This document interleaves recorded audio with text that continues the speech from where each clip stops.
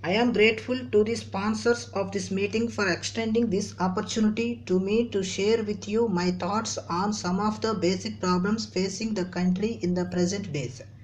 At the outset, I would like to make it very clear that the views that I express today are purely personal and do not in any way reflect the policy of the government. I would very much like to talk to you on the problem of unemployment. I have chosen this subject deliberately as it is of great relevance to us in the present time. Our future depends on the way we work out priorities in tackling this issue. Ever since we embarked on planning on a scientific and massive scale, we have undertaken many far reaching measures in the economic, social, and educational fields in the country. In spite of the progress that we have achieved in different fields, we find that some of the basic issues still remain unsolved. The growing spectra of unemployment continues to stare us in the face and haunt us, and this grave issue threatens to set at naught all our sincere attempts at development. Before independence, we had only one priority, and that was to achieve political freedom. All other issues were relegated to the background. The entire nation stood as one man under the dynamic leadership of the father of the nation to free the country from its political bondage. It was considered that for realizing this objective, no price was too great. It was only due to the sacrifices of millions of our countrymen and women that we could attain freedom within a short space of time, and that too through peaceful means. Keeping this in view, I feel reassured that in spite of the many difficulties that we encounter, we will be able to achieve our objectives on the economic, social, and other fronts provided we have the same determination, dedication, and unity as were displayed in winning our independence. From the beginning, our goal of planning was very clear, and it was to establish a society free from want. The many handicaps that the nation had to face soon after independence put a very heavy burden on the slender resources of free India. During the early years of our first 5 year plan, we had to concentrate our efforts on securing some measures of equilibrium by correcting the imbalances in the economy.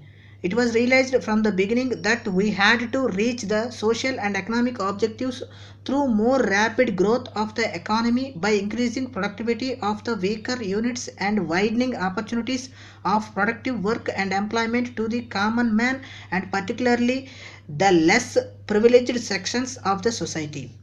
All these have to be achieved through peaceful and democratic means. No doubt this is a monumental task, but yet it is possible through the willing and sustained cooperation and participation of the people.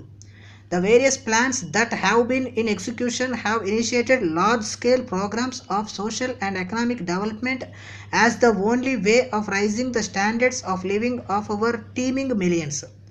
The approach to our problems is not a rigid one, and our planning is based on flexibility so that we can find our own solutions to problems and strike our own balance between liberty and progress. In the earlier plans, priorities were given rightly to the establishment of key and big industries. These were necessary because our concept of development was to establish key and heavy industries that can make the country self-reliant and also to build machines to make machines. But in their very nature, they are not quick yielding and they have a long gestation period, with the result that there was considerable time lag between the time of investment and that of reaping the results. In my view, the most significant contribution of the plans in the sphere of agriculture is the awakening that we are seeing today among our farmers and peasants to modernize our agriculture. The resistance to change and the apathy to adapt new methods of production is fast disappearing. There is growing awareness today among the cultivators to venture and experiment new varieties of seeds and methods of cultivation. If we want to bring about speedy improvements in the economy of our people, urgent and effective steps have to be taken on a war footing with the sole aim of generating mass employment combined with rapid economic growth. This aspect would have to receive top priority. To begin with, I would urge the creation of a network of countrywide multi-purpose pilot projects. The suggestions that I have made are designed not only to ensure social justice but to avert social exploitation. However, I do not claim originality for them. They have been made in some form or the other by several distinguished individuals and bodies.